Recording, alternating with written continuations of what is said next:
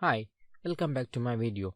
In this video, you are going to learn how to create a simple C++ program and how to execute it. In the last video, you saw how to install the Nano and CLang packages and also how to execute a simple C program.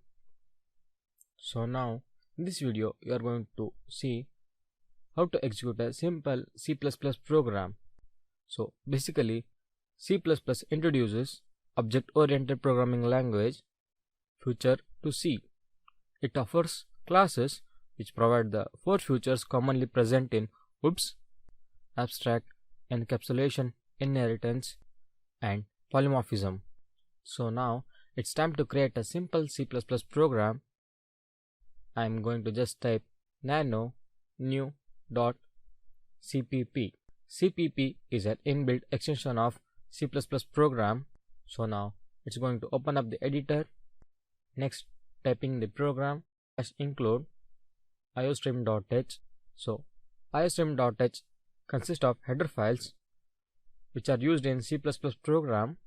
And next, typing int main, opening and closing flower bracket, then pressing enter, std cout, and next hello I am CPT, ending the program by typing std and l.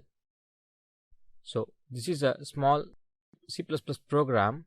I am going to save the file by typing Ctrl+O and then pressing enter, and next to exit editor, typing Ctrl+X, enter. Now coming back to my turmex, I am going to compile my program by typing clang new.cpp. I am going to use ++ because it's a CPP program. Okay, it has successfully compiled. And next, typing ./a.out. It's an output file of an C++ program. Okay, here comes the hello I am CPT. So this is how you can create a simple C++ program in your Android turmex. You can make use of this and create bigger programs which can be used to create a MP3 player or any other applications.